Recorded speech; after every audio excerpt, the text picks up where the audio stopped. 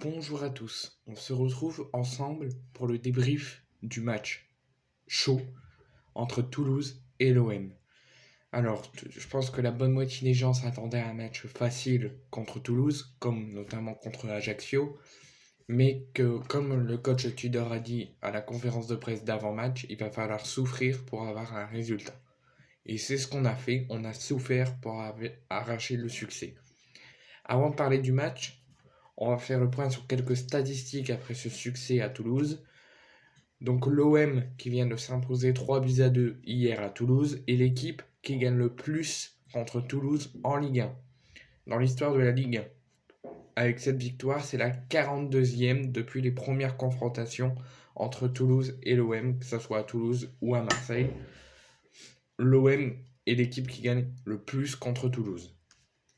Deuxième point, suite à ce succès, l'OM accroche 52 points après 24 journées et pointe à la deuxième place de notre Ligue 1 à 5 longueurs du Paris Saint-Germain. Et en cas de victoire le week-end prochain contre le PSG, l'OM serait toujours deuxième, mais plus qu'à 2 points de l'ogre parisien. Mais notre cher coach Igor Tudor devient le premier entraîneur de l'histoire de l'OM à compter 52 points après 24 journées.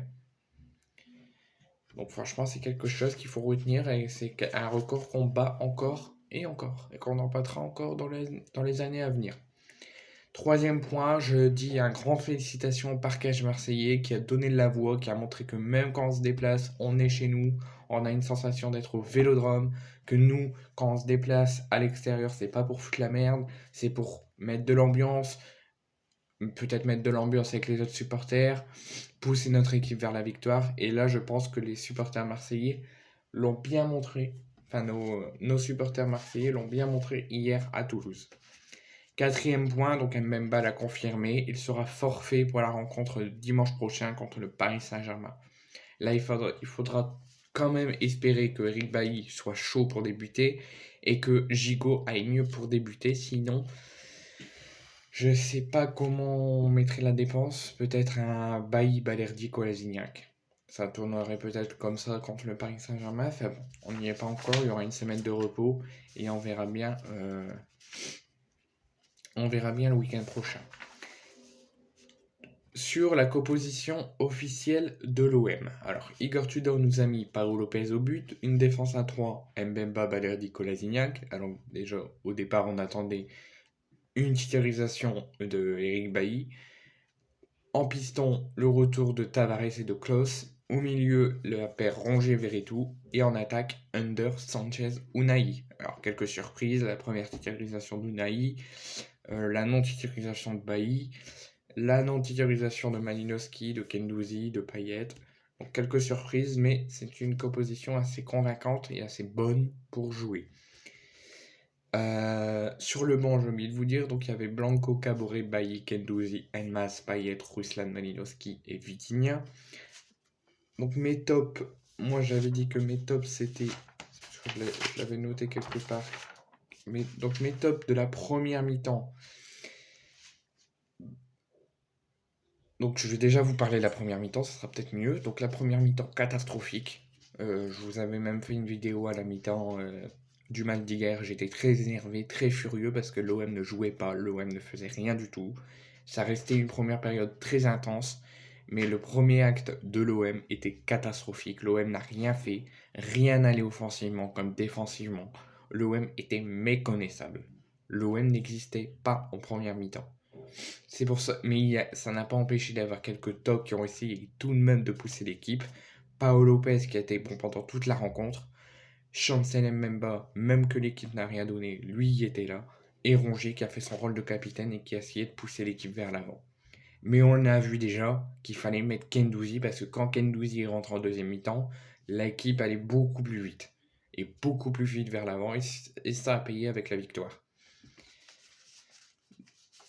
Sur le deuxième acte, toujours aussi intense, malgré la première mi-temps catastrophique. La deuxième mi-temps toujours aussi intense, mais là, ça m'a fait plaisir. On a retrouvé l'OM qui gagne et qui joue correctement, qui joue avec passion et qui respecte l'Olympique de Marseille en cette deuxième mi-temps.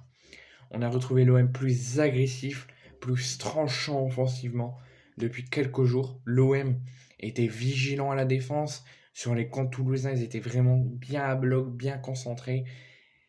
Et ça l'a confirmé avec ces 3 buts qui nous fait gagner 3-2 contre Toulouse. Alors, comme les joueurs ont dit, l'OM a montré une première mi-temps catastrophique, qu'il fallait se dire les choses à la mi-temps parce que ça n'allait pas du tout. Et une deuxième mi-temps avec un autre visage, un autre OM, plus intense, plus concentré, plus agressif et plus allant vers la victoire. Si on gardait le premier acte et qu'on le refaisait dans le deuxième acte, c'était sûr qu'on perdait au moins 3-0 et c'était fini, on perdait. Mais je pense que Tudor a dû dire les mots justes, les joueurs ont dû se dire les mots justes, les murs ont dû trembler à la mi-temps, parce que l'OM a mieux joué et je les ai mieux retrouvés en deuxième mi-temps. Malheureusement, ça n'a pas confirmé avec les stats, parce que la possession est complètement en faveur de Toulouse, 51% contre 48%. Au niveau des tirs, c'est très serré, 15 tirs partout, 6 tirs cadrés pour Toulouse, 7 tirs cadrés pour l'OM, et 10 tirs cadrés, 10 corners pour l'OM et 3 pour Toulouse. Alors nous, on a eu les corners, on a plus eu de corners que eux, et on a plus eu de tirs et de tirs cadrés que eux.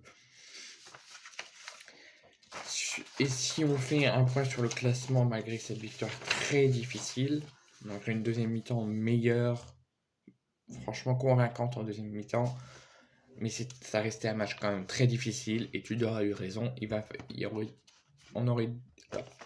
il fallait souffrir pour gagner. Donc le point sur le classement, donc déjà sur les 3 premiers, l'OM se situe à la deuxième place à 52 points, à 5 points du PSG. Je rappelle que dimanche prochain, l'OM fait un nouvel acte contre le PSG au Vélodrome pour revenir plus qu'à 2 points du PSG. Donc là, le week-end qui arrive, ils vont rester premiers le PSG, mais ils pourront peut-être ne plus l'être au week-end d'après si le PSG perd contre Nantes au Parc des Princes et que nous, on gagne le match d'après que je ne sais plus contre qui on affronte. Mais grâce à cette victoire, on peut revenir à 2 longueurs du PSG en cas de victoire contre eux au Vélodrome dimanche prochain.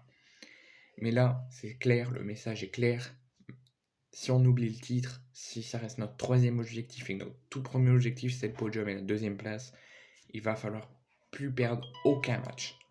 Parce que Monaco revient à 2 longueurs de nous et eux ils sont en train de fulminer.